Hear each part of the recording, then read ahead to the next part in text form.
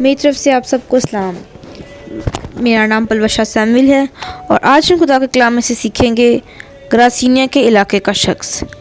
خداوند یسوع کی 1/3 خدمت لوگوں کی ہر طرح کی بیماری اور ہر طرح کی کمزوری دور کرنا تھا۔ اس کی خدمت کے 3 حصے تھے۔ پہلا تعلیم دینا، دوسرا بادشاہی کی خوشخبری کی منادی کرنا اور تیسرا تھا شفا دینا۔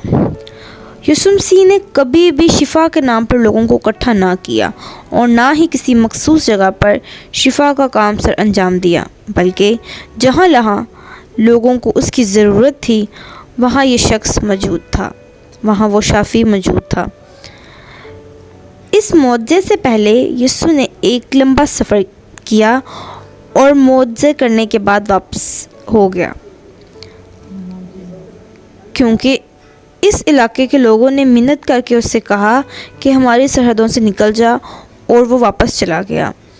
کیا یسوع نے صرف ایک ہی شخص کے لیے اپنا اتنا وقت ضائع کیا؟ جی ہاں، وہ بعد میں بھی ایک بھیڑ جو انسان کی صورت میں کھو چکی تھی ڈھونڈنے کے لیے اپنا وقت ہی نہیں بلکہ اپنی جان کو بھی دینے کے لیے تیار تھا۔ گراسینیا کے علاقے کا ایک شخص بدروحوں کے ایک بڑے لشکر میں جکڑا ہوا تھا۔ انہوں نے اس کی ایسی حالت بنا دی تھی کہ وہ انسانوں میں نہیں رہتا تھا بلکہ وہ قبروں میں رہتا تھا اور اپنے تئیں زخمی کرتا اور اکثر بیڑیوں میں جکڑا رہتا تھا، لیکن یہ بیڑیاں اس کے لیے سمسون کی رسیوں کی مانند تھیں جسے وہ آسانی سے توڑ سکتا تھا۔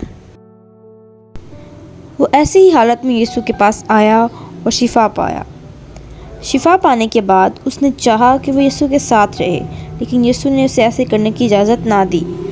وجہ صاف تھی کہ یسوع کو تو اس سرحد سے نکالا جا رہا تھا۔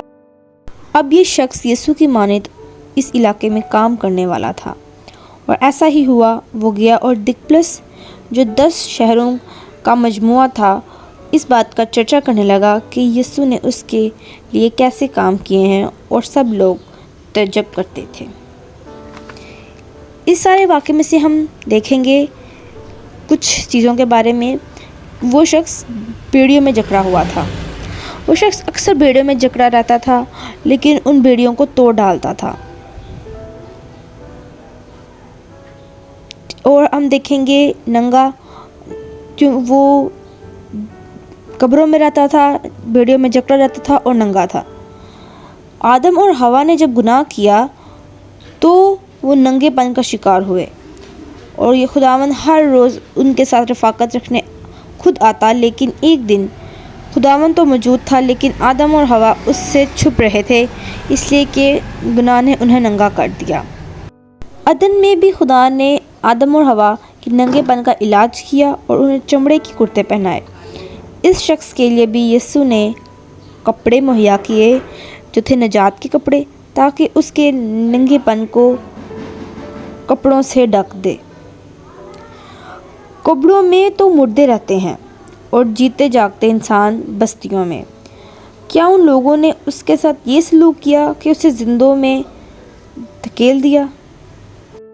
اور آخر پہ ہم دیکھیں گے کہ یسوع کے قدموں میں جب وہ شفا پا گیا تو کپڑے پہنے ہوش میں یسوع کے قدموں میں بیٹھ گیا۔ وہ کیوں بیٹھا؟ وہ اس لیے بیٹھا تاکہ زندگی کا مالک اسے بتائے کہ اب آئندہ اس نے کیا کرنا ہے۔ اس نے مریم کی طرح خدا کے قدم چن لیے تاکہ وہ زندگی بخش کلام سنے اور اس پر عمل کرے۔ آمین۔